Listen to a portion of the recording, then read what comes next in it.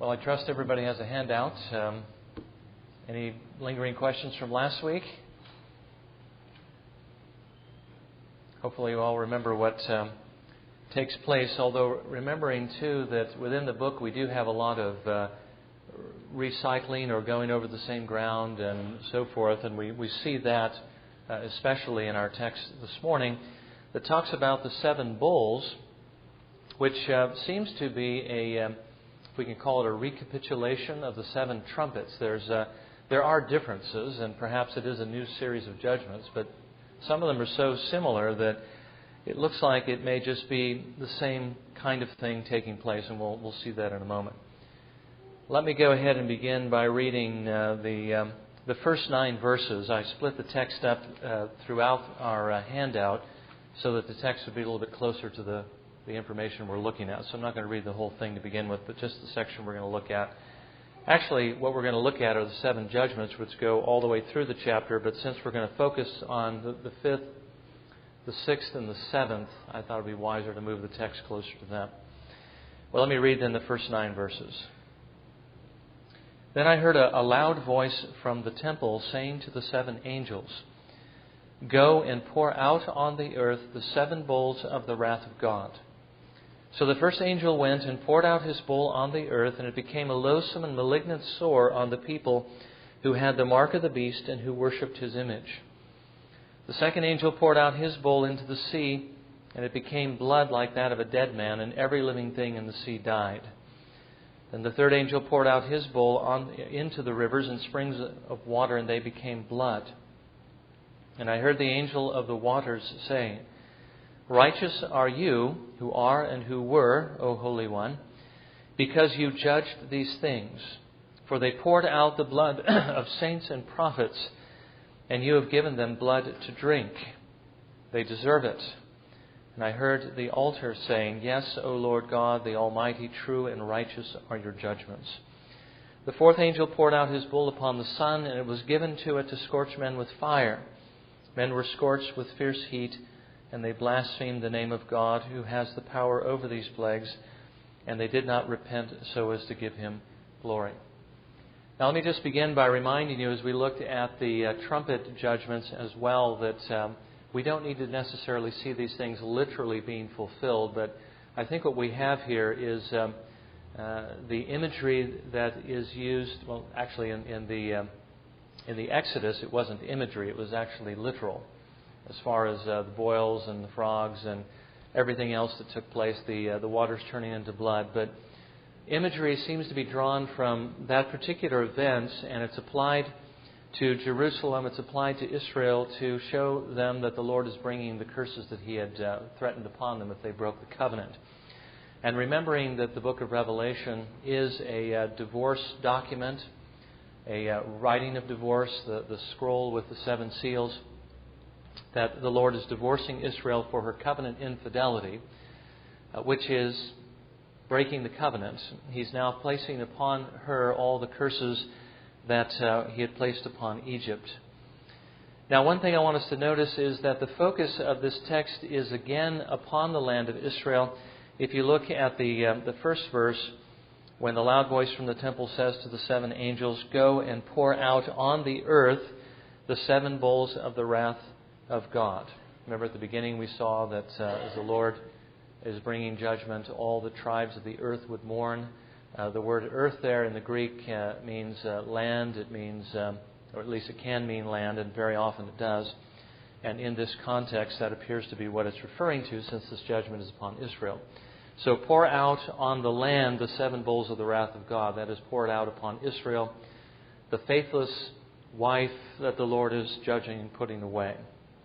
Remember that His people have aligned themselves with the beast, and so now they're receiving judgment for that. Remember when Jesus was presented by Pilate to the people, and they said, "Crucify him," and He says, "Shall I crucify your king?" And they cry out, "We have no king but Caesar."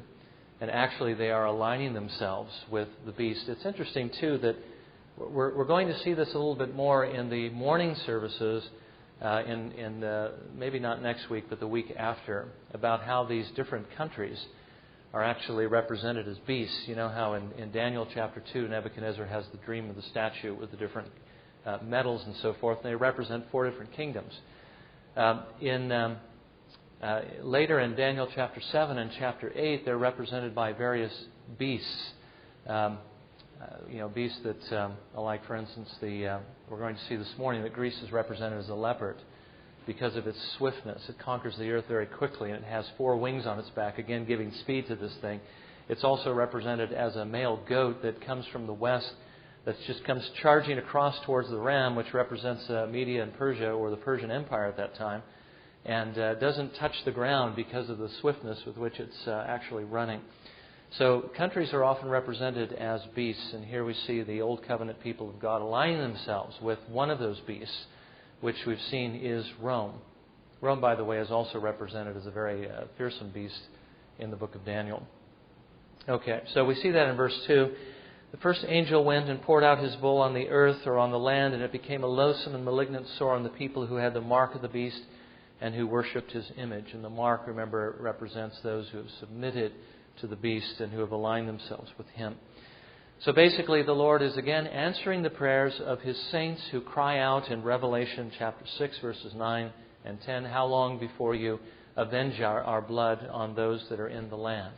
Okay, so the Lord is bringing judgment on the Old Covenant people for their treatment of his saints. And remember that Jesus, let me just again remind you, Jesus did say that he was going to charge all the righteous blood shed on earth to this generation. And I want you to look at, in verse 5. After the third angel pours out his bowl onto the rivers and springs of water, and they become blood, one of the angels, or the angel of the waters, says this, "Righteous are you who are and who were, O Holy One, because you judged these things. For they poured out the blood of saints and prophets, and you have given them blood to drink. They deserve it." Notice that these that he is judging are those who poured out the blood of saints and prophets. And Jesus did say he was going to charge the guilt of all the righteous blood spilled on earth to that generation, which means that these judgments are being poured out on that generation. Does that make sense?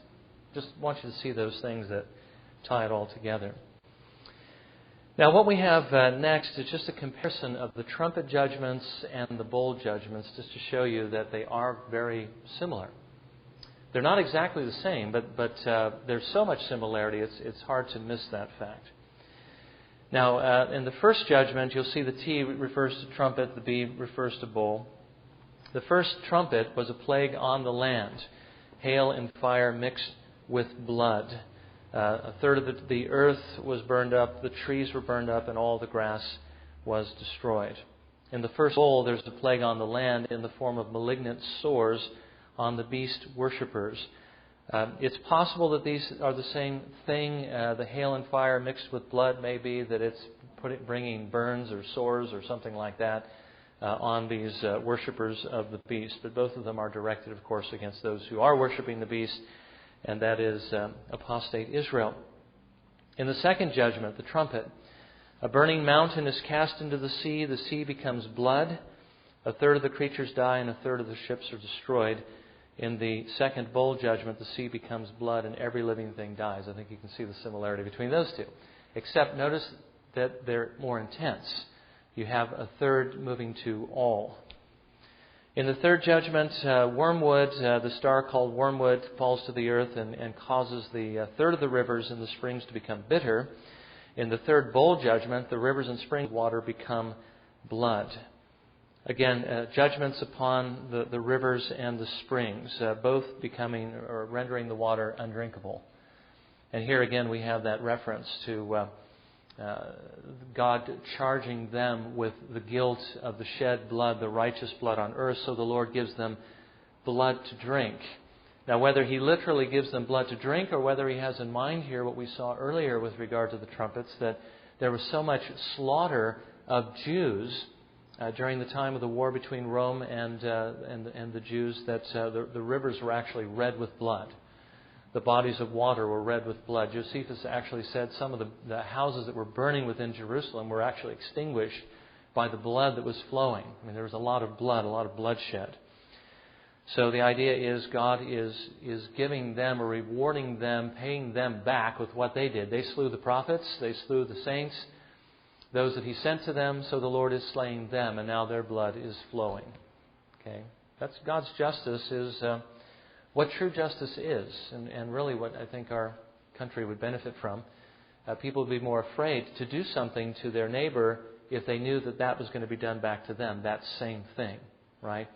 The Bible says if you shed man's blood, then by man your blood shall be shed.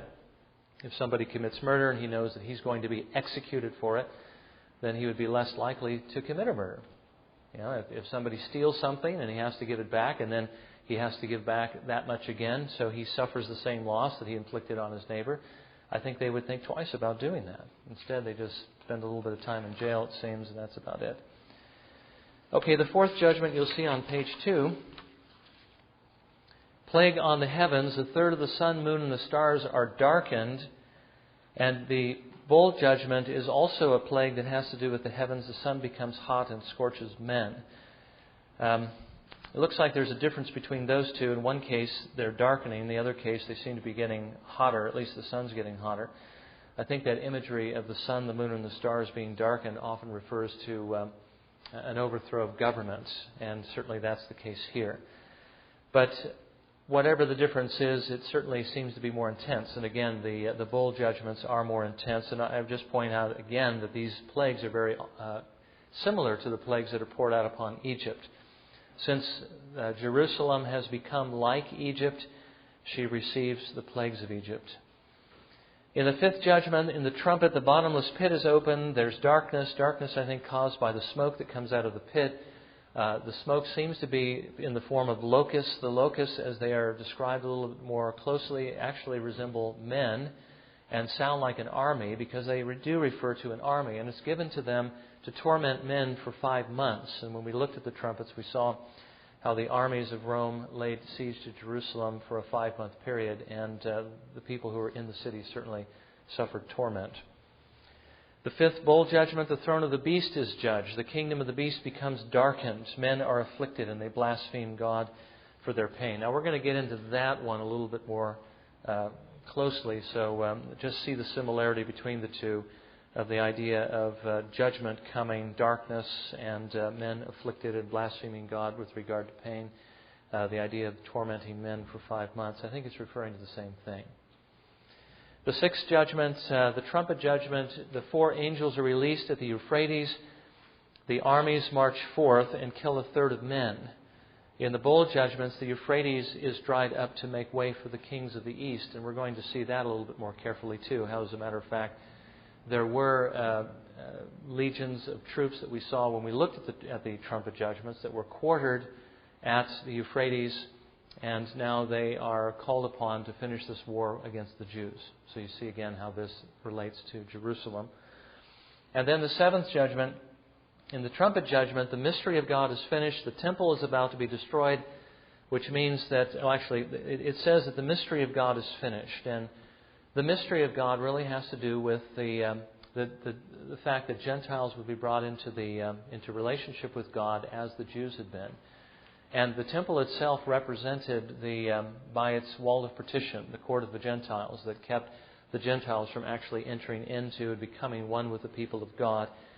When that is broken down, it represents that middle wall of partition that our Lord Jesus Christ broke down on the cross, making the two into one. So the fact that the mystery of God is finished very likely has reference to the fact that the temple is about to be destroyed and the end of national Israel is near. The bowl judgments, we have an earthquake.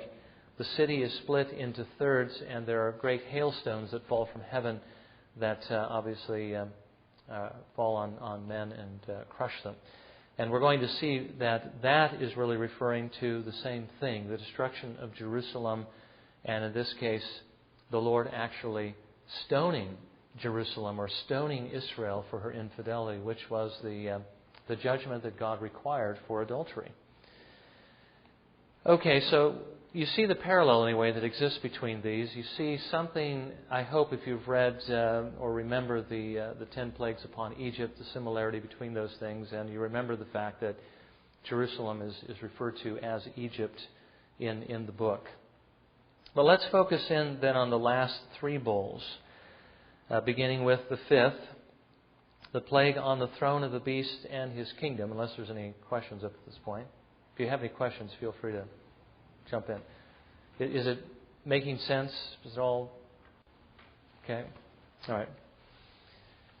Verses 10 and 11. Then the fifth angel poured out his bowl on the throne of the beast, and his kingdom became darkened. And they gnawed their tongues because of pain, and they blasphemed the God of heaven because of their pain and their sores, and they did not repent of their deeds. Now, the question here is, what does it mean that the angel poured his bowl out on the throne of the beast?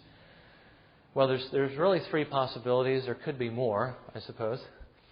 The first one would be that it's referring to the land beast, because it doesn't actually say which of the two beasts that it is, although I think it probably favors the first beast, but it's possible it could be the second beast.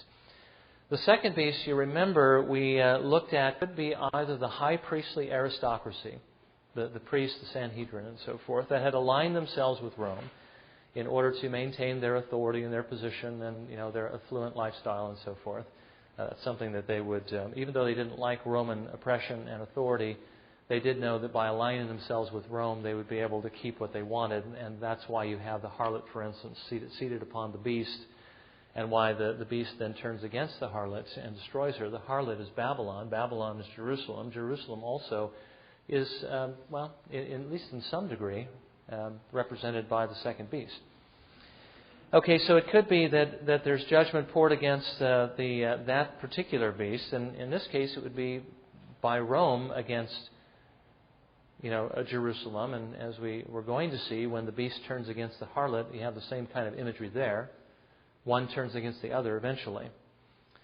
Or it could refer to the first beast's rule in Jerusalem through the second beast, or the false prophet, which would be that there was actually, Gentry wrote quite a bit about how whenever a king took over a particular nation in those days, he also tended to wed himself to the religion of that culture. And as we know, that we already have the representation of the Jewish people who receive the mark of the beast and who worship his image and so forth. So you see that imagery there.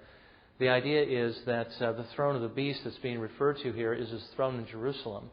And that's being judged by the Lord, and again, through the beast that they're worshiping, through the emperor, through Rome.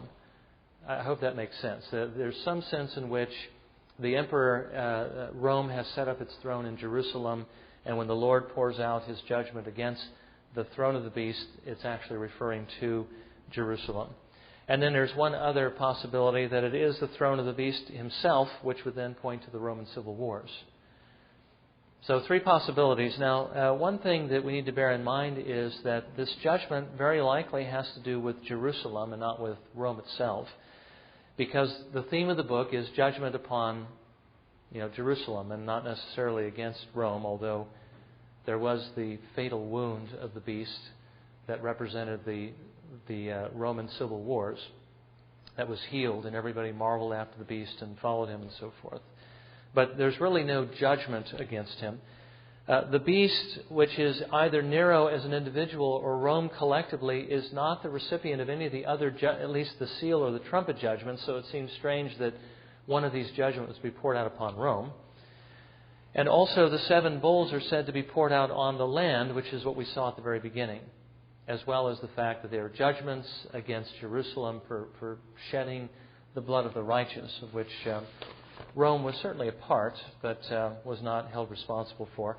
And it's poured out on those who had the mark of the beast and who worshipped his image. So the idea is that this 5th plague, poured out on the throne of the beast, really is being poured out upon Jerusalem. And it's said to be the throne of the beast because it was under the dominion of Rome, and because the beast had set up his dominion there.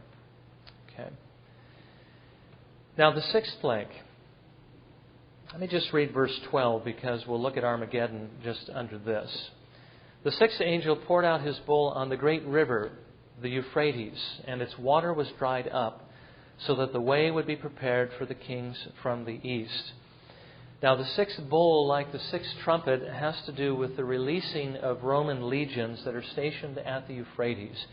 Interestingly enough, the Euphrates was actually the border of the Promised Land.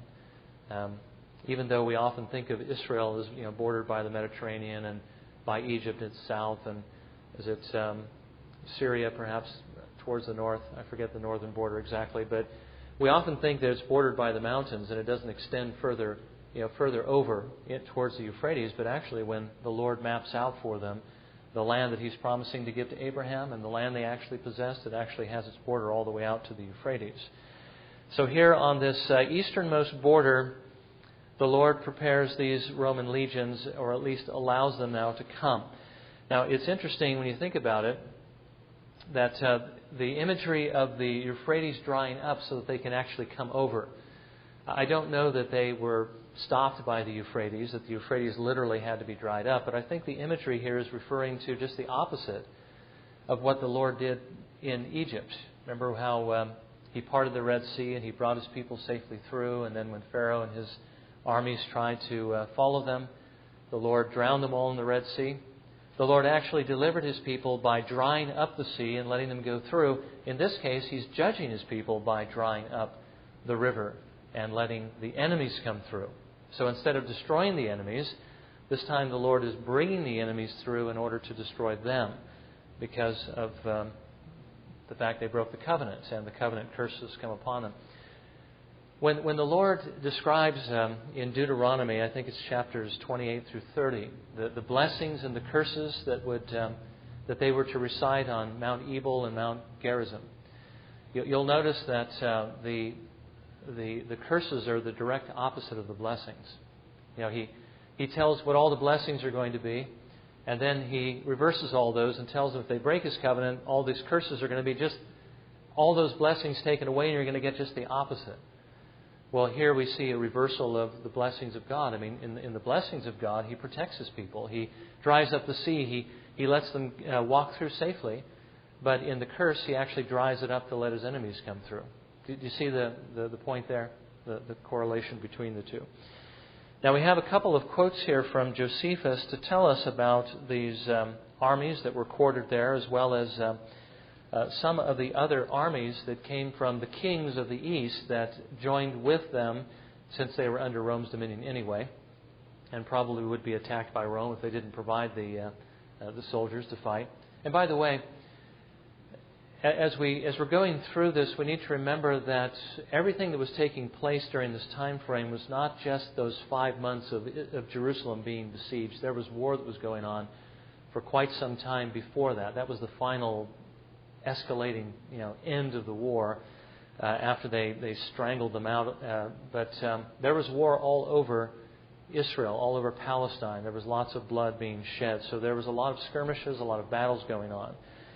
And I think as we begin looking at this quote, the John that's being referred to here is obviously not John the Apostle or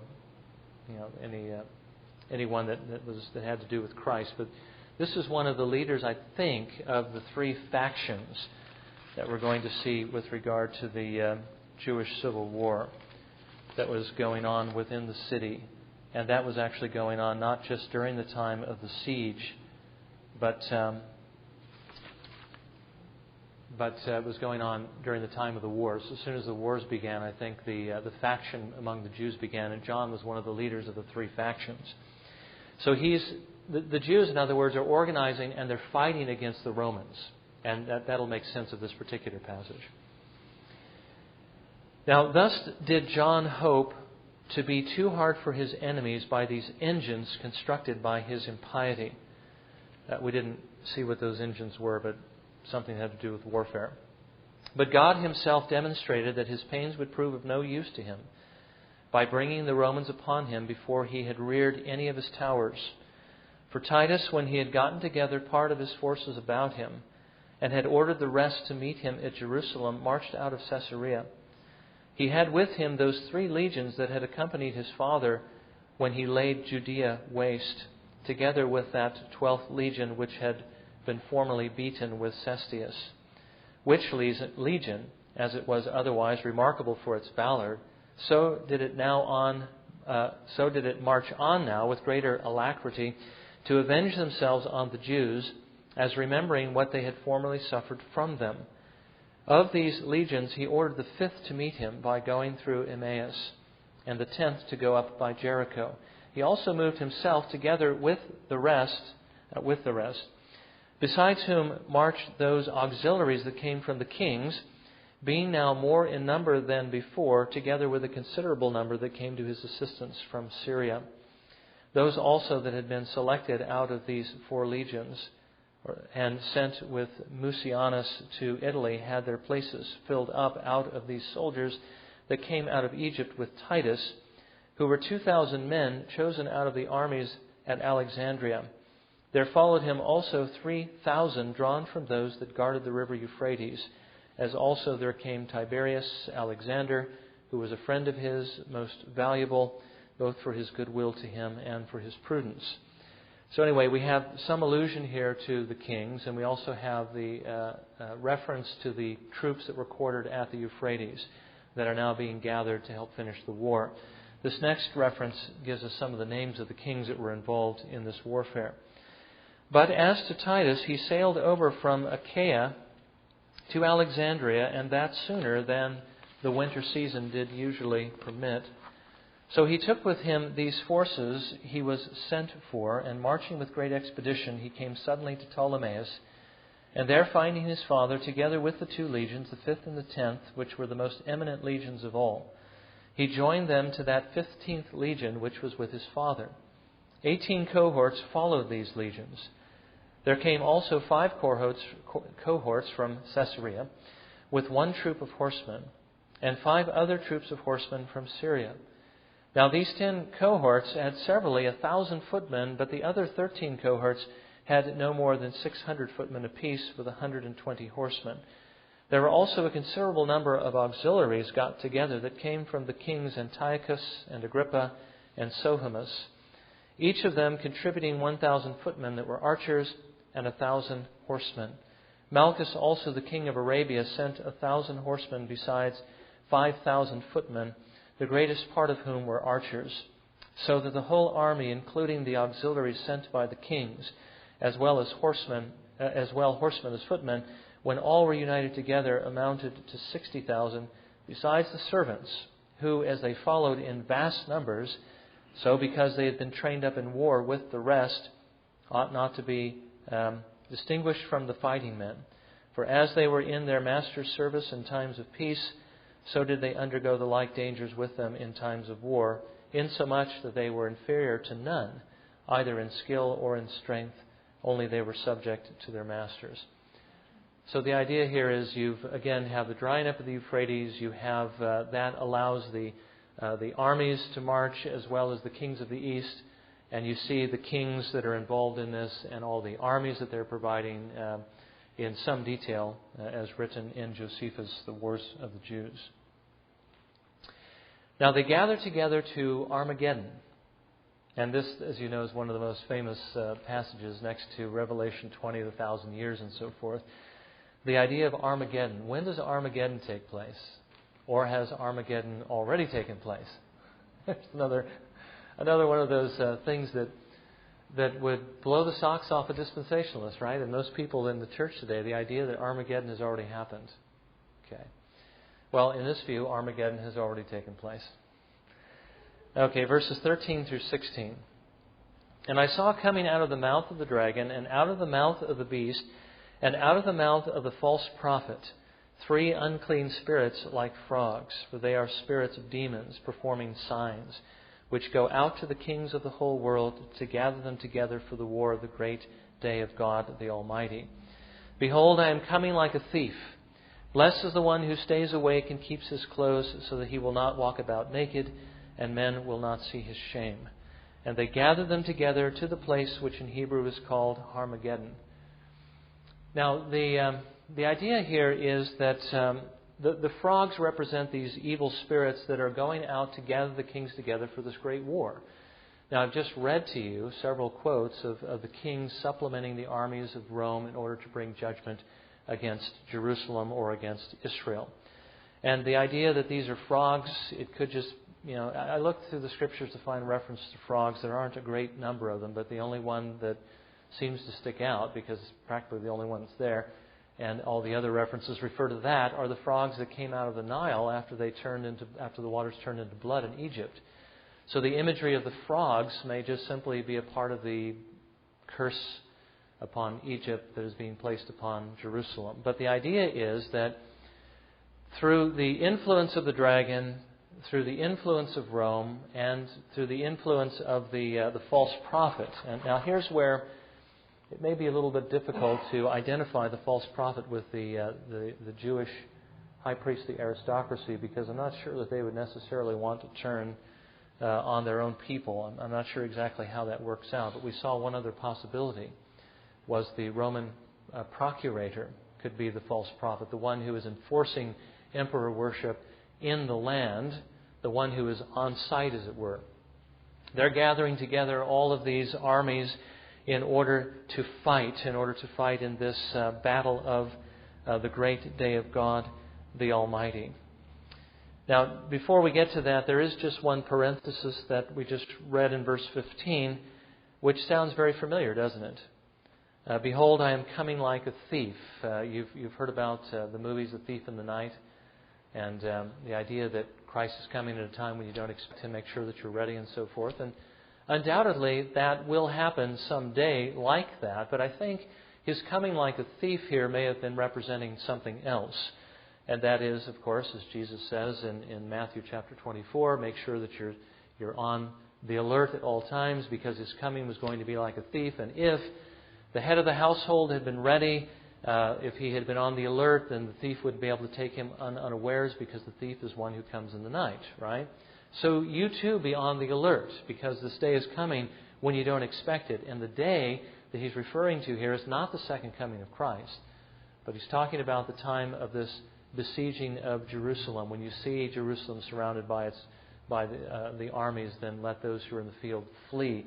Those who are on the housetop not to go down into the house to take anything out, but flee to the mountains, because there is a great tribulation coming, and that obviously was taking place during the wars with Rome, but especially this last escalating battle when all of these armies are now converging on Jerusalem. Now, the idea is, of course, be ready so it doesn't catch you unaware. Be ready like the 5 wise virgins. You know, that parable of the virgins? And it seems to be referring to a very similar thing. You know, that they had their lamps were ready, they had their oil, they had the wicks were trimmed, they were ready for the bridegroom when he came and so forth, and the others were not. And of course, the ones that were ready went in, they were protected by the Lord. The others that didn't were kept outside, and there's weeping and gnashing of teeth, and there's imagery there, of course, referring to hell. But the Lord often refers to this judgment against Jerusalem as burning up the chaff with unquenchable fire. Those that die in this warfare also suffer hell, don't they? But it doesn't mean that it's not referring to the warfare against Jerusalem. Okay, so be ready. Now the armies are gathered together to Armageddon, which is, in Hebrew, it basically means the mountain of Megiddo.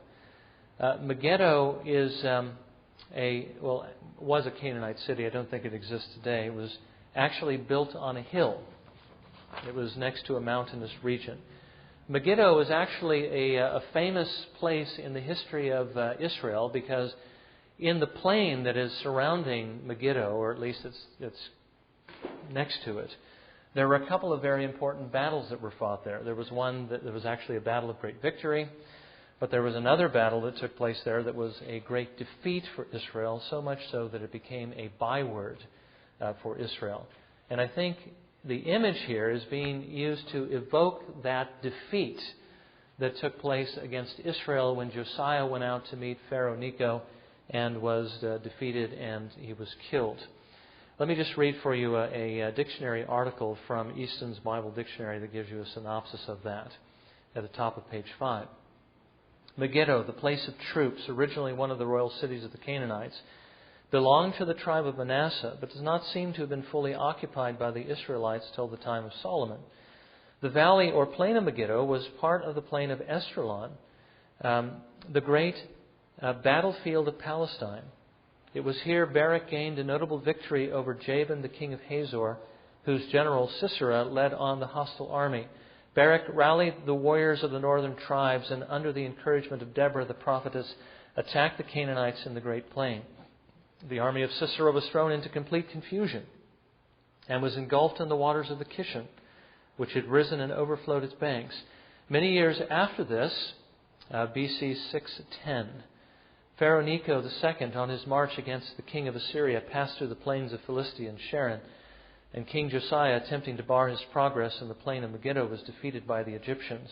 He was wounded in battle and died as they bore him away in his chariot towards Jerusalem, and all Israel mourned for him. So general and bitter was this mourning that it became a proverb to which Zechariah alludes.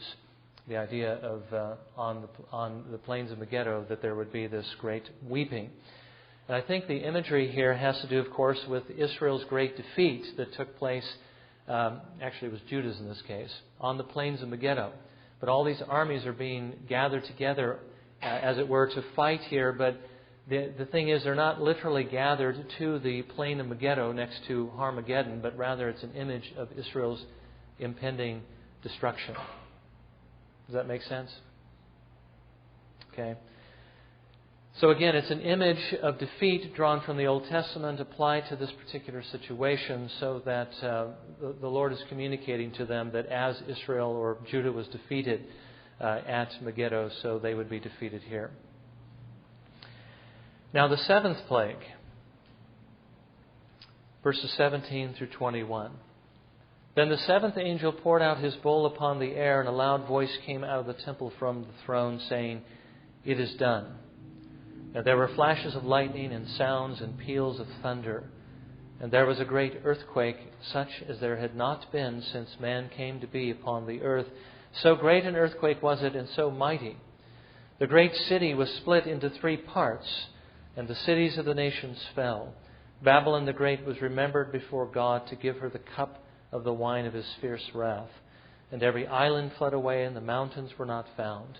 And huge hailstones, about 100 pounds each, came down from heaven upon men, and men blasphemed God because of the judgment of the hail, because its plague was extremely severe. Now, again, remember that this is a vision, and that the images that are used do not literally have to take place, but they are communicating something that is very important. The seventh bowl brings an earthquake that splits the city into 3 parts. Now, is Jerusalem literally the recipient of a great earthquake? Although we did see, when we looked at the trumpet judgments, that there were actually literal earthquakes taking place just prior to the besieging of Jerusalem. And there were also, along with that, zealots coming in that were slaughtering some of the people of Jerusalem. So that's another faction that was going on. And I think that the zealots were actually one of the 3 factions. But before the siege, I have under A here the siege of Jerusalem underway. The city's divided into 3 warring factions. It actually happened before that. Okay, these wars with Rome also were taking place around the same time that the civil war was taking place in Jerusalem. And there were, in fact, 3 warring factions between them. And when the city was surrounded, all 3 of them were actually inside the city, and they were fighting amongst one another while they were under that siege. So let's read a couple of quotes from Josephus that gives us something about that. When therefore Titus had marched over that desert which lies between Egypt and Syria in the manner forementioned, he came to Caesarea, having resolved to set his forces in order at that place before he began the war. Nay, indeed, while he was assisting his father at Alexandria in settling that government which had been newly conferred upon them by God, it so happened that the sedition of Jerusalem was revived and parted into 3 factions, and that one faction fought against the other, which partition in such evil cases may be said to be a good thing, and the effect of divine justice. Again, this is Josephus writing. Josephus was a Jewish historian. Now, as to the attacks the zealots made upon the people, and which I esteem the beginning of the city's destruction, it has been already explained after an accurate manner, as also whence it arose, and to how great a mischief it was increased. But for the present sedition, one should not mistake if he called it a sedition begotten by another sedition, and to be like a wild beast grown mad, which for want of food from abroad fell now upon eating its own flesh. Actually, I think we did read in our previous studies the the quotes from Josephus about the zealots attacking and the earthquake and everything that had to do with that. And here's one other quote. "And now there were 3 treacherous factions in the city. The one parted from the other. Eleazar and his party that kept the sacred first fruits came against John in their cups. Those that were with John plundered the populace and went out with zeal against Simon. This Simon had his supply of provisions from the city in opposition to the seditious." So I think we have here the 3 factions led by Eleazar, John, and Simon. And at least a little bit of where each was gaining what they had and how they were attacking each other for the things that they had. And especially during the time of the siege, when food was becoming scarce, you can imagine there was a good deal of fighting going on to make sure that those who were in power had what they wanted to enjoy, while people were starving and even possibly eating their own children. These men were feasting. Very sad thing. Now the 7th bowl also brings with it 100-pound hailstones from heaven. And actually 100 pounds, in the Greek, the word is actually 1 talent, and that's the weight of a talent. So these stones were the weight of a talent each. Now I mentioned before that this is representative of the fact that the Lord is actually, in His covenant lawsuit against Israel for her adultery, is punishing her for her spiritual adultery. Adultery in God's law was punishable by stoning, if you look at Deuteronomy 22, 23 through 24. "If there is a girl who is a virgin engaged to a man, and another man finds her in the city and lies with her, then you shall bring them both out to the gate of that city, and you shall stone them to death. The girl because she did not cry out in the city, and the man because he has violated his neighbor's wife. Thus you shall purge the evil from among you." Now, it's true that, let's see. In this case, when they were discovered, the penalty was stoning. If you read in the Old Testament, if a man suspects his wife of being unfaithful, he takes her to the priest, he makes her take an oath. It's written on this paper, and then the ink from the paper is washed into a cup, and she drinks the water, and if she is guilty, then her abdomen swells up and her thigh wastes away and so forth. But if she's not guilty, it doesn't affect her. Now, the difference between those two things is that in the one case, she wasn't caught in adultery. She was only suspected of it. In this case, they're actually caught. And Jerusalem obviously is caught in its adultery by the Lord, and the Lord exacts this particular judgment against her by stoning her. Now, this is something that literally did take place. But it didn't rain talent-sized stones from heaven, but it was something that the Romans did through their catapults. Josephus tells us, as a matter of fact, the weight of the stones that were used by the Romans in their catapults was 1 talent. Not all of them, but at least there were catapults that used them. Now those that were at work covered themselves with hurdles spread over their banks, and their engines were opposed to them when they made their excursions. The engines that all the legions had ready prepared for them were admirably contrived, but still more extraordinary ones belonged to the 10th Legion. Those that threw darts and those that threw stones were more forcible and larger than the rest, by which they not only repelled the excursions of the Jews, but drove those away that were upon the walls also.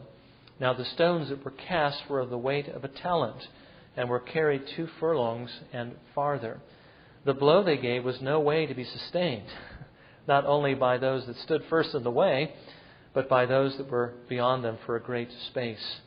As for the Jews, they at first watched the coming of the stone, for it was of a white color, and could therefore not only be perceived by the great noise it made, but could be seen also before it came by its brightness. Accordingly, the watchmen that sat upon the towers gave them notice when the engine was let go, and the stone came from it, and cried out aloud in their own country language, "The sun cometh." So those that were in its way stood off and threw themselves down upon the ground, by which means, and by their thus guarding themselves, the stone fell down and did them no harm. But the Romans contrived how to prevent that by blackening the stone, who then could aim at them with success when the stone was not discerned beforehand, as it had been till then, and so they destroyed many of them at one blow. Yet did not the Jews, under all this distress, permit the Romans to raise their banks in quiet, but they shrewdly and boldly exerted themselves and repelled them both by night and by day. I think it's interesting that Josephus says that what they said when the stone was coming was that the sun comes, the sun cometh. And they're trying to make sense out of why they would use that terminology. I remember talking with someone a while ago and making reference to this, saying that perhaps the Jews recognized to some extent that this was the judgment of Christ against them. Of course, it's possible that they did recognize that, because the Jewish leaders actually knew that Jesus was who He claimed to be, but they still rejected Him and accused Him of being in league with Satan, and that's why Jesus said they were guilty of the unpardonable sin, because they knew this was their Messiah, but they still rejected Him. Another explanation is that since they were speaking in their own native language, the word for stone and the word for son are so similar, although it seems strange that Josephus would get it wrong. But the word for son is ben, right? And the word for stone is eben. The only difference is the E sound that comes before the B sound, which if you have a vowel that comes before it, in some cases it changes to a V sound. So you have even and you have ben. But the words are very similar. So it could be that it was just miscopy, wasn't written down properly. However, when the argument against that is when Josephus wrote, he wrote in Aramaic what they said, and the Aramaic is quite clear. The words are quite distinguishable. So what Josephus meant to write was son. Okay. So it could be that they recognized that this was the judgment of the Son against them.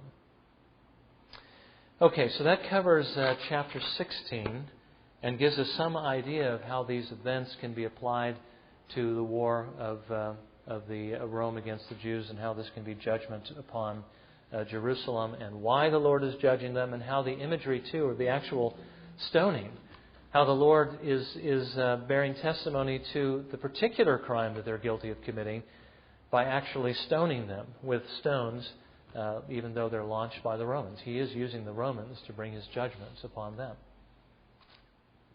Okay. Are there any questions?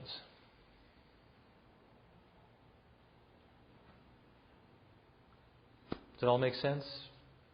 Anything unclear in there? At least, whether you agree with that particular interpretation or not, you at least understand how they, at least from this view, what these correlations are. Okay. John, Right. just to clarify, on the sun and rock, the sun you're talking about, sun spelled S-O-N, and it wasn't sun S-U. Yeah. Do you have the handout? Oh, you weren't looking at the handout? No, on the handout it's spelled S-O-N. Okay, the sun cometh. So, yeah, I'm sorry. I thought you were looking at the handout.